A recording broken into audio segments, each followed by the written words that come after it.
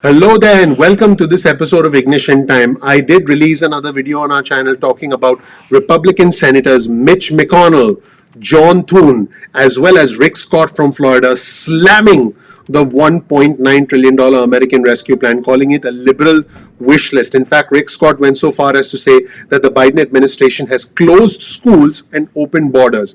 The arguments, the attacks, if you will, against the $1.9 trillion American Rescue Plan designed to provide $1,400 stimulus checks, designed to provide $400 a week in an unemployment booster through the end of the year, through the 29th of August, is under attack by Republicans. But one person who really doesn't care about any of this, who's forging ahead no matter what, is the new Senate Majority Leader, Chuck Schumer. In a brand new press conference held today, Chuck Schumer said, "We are on track to get this to the president's desk by the 14th of March, which is when the unemployment benefits end, and get the president to sign it by that time." As you already know, this is a package that will become a bill, and that bill, which is essentially almost ready right now, I did release a video with the 591-page bill. I did cover that on our channel. But once that bill is passed by both the House and the Senate, and then it goes to the president's desk and is signed by the president, that is when the bill becomes law. Well, let's hear from Chuck Schumer, who said we are on track to get this signed by President Biden by March 14th. Let's roll the tape and hear from Chuck Schumer, the new Senate Majority Leader. Good afternoon, everybody. I'm joined by our great whip, Senator Richard J. Durbin. Now, we just finished a very good virtual discussion in our caucus, and the Senate is working boldly and quickly to respond to the COVID crisis, deliver help to Americans who need it the most. Everywhere we go in our states, people are saying, get the bill passed. A majority of Republican citizens are for the bill. The only people who don't seem to be for the bill are Republican senators here in Washington. But we are on track to get this bill done and get it on the president's desk before the expiration of the enhanced unemployment benefits, which is March 14th. We're going to meet that deadline. And it's going to be a robust, strong bill, just as we asked for. Not exactly the same, but very close to the bill that President Biden proposed. Now, the one thing that really jumped out at me from this press briefing was that Democrats, specifically Schumer, if you listen closely, are already laying down the framework for the next stimulus package, the next infrastructure plan. In fact, what you're about to hear is a preview of the infrastructure plan. Chuck Schumer said the goal is to invest in chips, artificial intelligence. He said we have to enhance our competitiveness with China, because he essentially portrayed China as a bad actor. He said we need more strategic partnerships with other countries, including India, and he said we have to work on the fields of AI, meaning artificial intelligence, 5G, meaning faster internet across the country, biomedical research, and quantum computing. He's essentially highlighting all the things that we need to work on to stay competitive and to become even more dominant in certain sectors. Let's hear from Chuck Schumer as we get the first preview of the next major stimulus plan, the Build Back Better agenda. There will be some other plans leading up to the Build Back Better agenda, but what we are about to hear is a bold infrastructure plan, the preview of this plan for the first time from the Senate Majority Leader, Chuck Schumer. He says the era of McConnell's legislative graveyard is over, and he says we will outcompete China. Let's roll the tape and hear from Chuck Schumer. One thing is clear in this new Senate. The era of Mitch McConnell's legislative graveyard is over. While the Republicans use their time in the majority to deliver tax cuts to the rich and take away health care from millions of Americans, the Senate Democratic majority is delivering help to Americans, just what Americans want. There is tremendous energy in our Democratic caucus to pass laws that will help our country and help our people and restore the faith in government that people had before Mitch McConnell started using it as a legislative graveyard, and so many other Republicans tried to block things that help people. So today on our caucus call, I directed the chairs and members of our relevant committees to start drafting a legislative package to outcompete China and create new American jobs. The legislation will have as its centerpiece a bipartisan bill bicameral bipartisan bill, the Endless Frontiers Act, which I introduced last year with Todd Young and Representatives Ro Khanna and Mike Gallagher in the House. And it will take the key cutting industries and make American investments so we will outcompete China in all of them. In addition, we will make serious investments in strengthening the U.S. semiconductor industry to outcompete China and stop depending on foreign sources. Right now, semiconductor manufacturing is a dangerous weak spot in our economy and in our national security. That has to change. You've all seen that auto plants throughout America are closed because they can't get the chips. We cannot rely on foreign processors for the chips. We cannot let China get ahead of us in chip production. This will be part of the proposal that we will introduce. We will also talk about the build-out of 5G and how America can remain number one there. And all of these have bipartisan support. The bill we will intend to introduce, and I talked to Senator Young about it, he's eager to get it done, will be bipartisan. Our intention is to put this legislation on the Senate floor for a vote this spring. To get a little more specific, the new legislation must achieve three goals. Enhance American competitiveness with China by investing in American innovation, American workers, American manufacturing.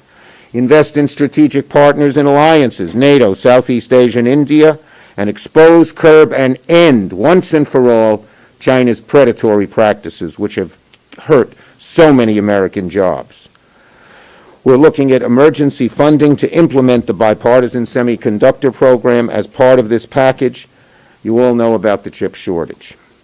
I want this bill to address America's short-term and long-term plan to protect the semiconductor supply chain and to keep us number one in things like AI, 5G, quantum computing, biomedical research, storage. All of these things are part of the bill and the Endless Frontiers Act.